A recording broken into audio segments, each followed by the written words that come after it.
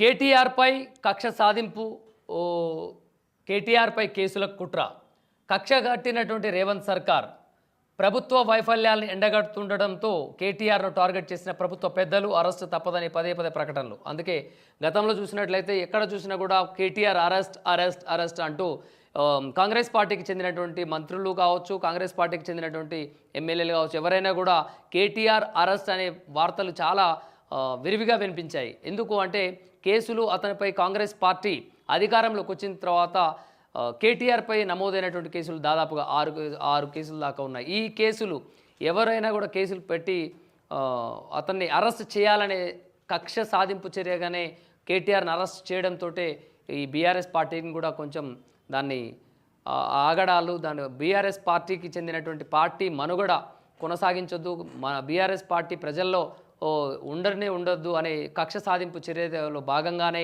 కేటీఆర్ని అరెస్ట్ చేయాలనే ఉద్దేశంతో కక్షపూరితంగా కేసులు పెట్టి ఒక నేపథ్యంలో చార్మినార్ వివాదంలో అమిత్ షాపై కేసున్నా కూడా ఇప్పుడు ఆ కేసును అయితే కొట్టేశారు. కానీ అదే కేసులో అదే చార్మినార్ పైనటువంటి మాట్లాడిన కేటీఆర్ పైన మాత్రం కేసు అయితే కొనసాగుతూనే ఉంది.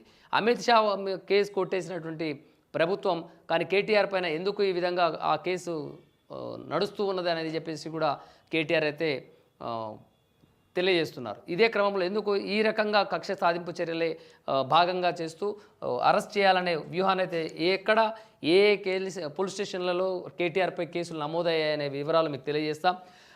గన్ పార్క్ అమరవీరుల స్తూపం వద్ద నిరసన చేసినందుకు సైదాబాద్ పోలీస్ స్టేషన్లో కేసు నమోదైంది. ఇదే నేపథ్యంలో ఎన్నికల నిబంధన వలి ఉల్లంఘన ఆరోపణలు వచ్చినాయి. ముషీరాబాద్ పోలీస్ స్టేషన్లో కేసు నమోదైంది. ఒక కేసు మేడిగడ్డలో అనుమతి లేకుండా డ్రోన్ కెమెరా వాడారని చెప్పేసి ఆ విషయంలో కూడా మహాదేవ్పూర్ పోలీస్ స్టేషన్లో కేసు నమోదైంది కేటీఆర్పై.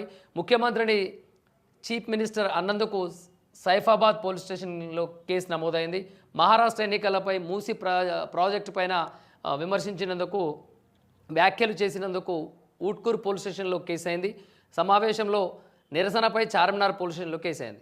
ఇవన్నీ కూడా 6 కేసులు ఏవైతే ఉన్నాయో ఇవన్నీ ప్రభుత్వం కాంగ్రెస్ ప్రభుత్వం అధికారంలోకి వచ్చిన తర్వాత ప్రజలకు సంక్షేమ పథకాలు మేనిఫెస్టో కాంగ్రెస్ పార్టీ ఏ విధంగా అయితే అమలు చేస్తాము అని చెప్పేసి మేనిఫెస్టోలో పెట్టినటువంటి పథకాలు ఏవైతే ఉన్నాయో ప్రజలకు అందడం లేదని చెప్పేసి ఆ విషయంలో ప్రశ్నించినందుకే కక్షపూరితంగా కేటీఆర్పై కేసులు పెట్టారు అనే వాదన అయితే వారు వినిపిస్తున్నారు. ఇదే క్రమంలో చూసినట్లయితే ఇక్కడ సమావేశంలో చార్మినార్ ఒక కేసులో అమిత్ షా కూడా ఉన్నారు. ఈ కేసులో అమిత్ షాపై ఉన్నటువంటి కేసు కాంగ్రెస్ పార్టీని అయితే కొట్టేసింది, కానీ కేటీఆర్పై ఉన్నటువంటి కేసుని అయితే కొట్టేయలేదు. ఇదే విషయంలో లగచర్ల కావచ్చు, లగచర్ల రైతులకు అండగా నిలిచినటువంటి కేటీఆర్ పైన కూడా ఇలాంటి కక్ష సాధింపు అరెస్టే ముఖ్య లక్ష్యంగా కాంగ్రెస్ పార్టీ వ్యవహరిస్తుందని చెప్పేసి కూడా ఆయన తెలియజేస్తున్నారు. నేడు మానుకోటలో మహాధర్ణ దళిత గిరిజన రైతుల పక్షాన బీఆర్ఎస్ పోరాటం హాజరు కానున్న పార్టీ వర్కింగ్ ప్రెసిడెంట్ కేటీఆర్.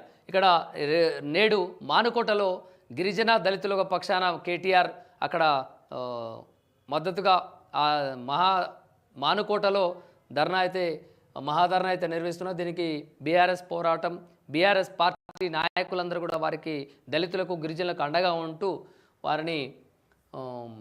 వారికి అండగా ఉంటూ ప్రభుత్వం వారిపైన మద్దతుగా ఉండాలి, వారికి కావాల్సినటువంటి ఏ విధమైన కాంగ్రెస్ పార్టీ అమలు చేస్తామన్నటువంటి హామీలు ఏవైతే ఉన్నాయో అవన్నీ కూడా ఇచ్చే దిశలో బీఆర్ఎస్ పార్టీ అండగా ఉంటుందని చెప్పేసి కూడా తెలియజేస్తూ ఈరోజు కేటీఆర్ అక్కడికి హాజరవుతున్నారు.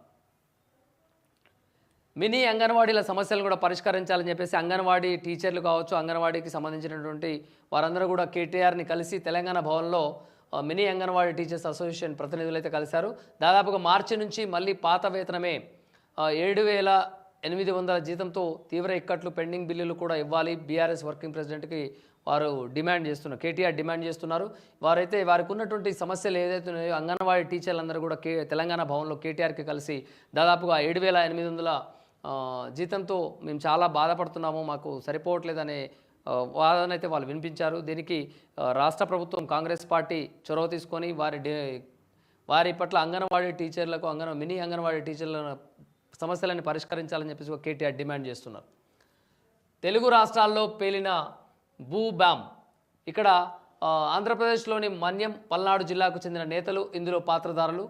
ఇదే క్రమంలో చూసినట్లయితే మన తెలంగాణలో ఉన్నట్టు ఫస్ట్ ఇక్కడ మీకు తెలియజేస్తా.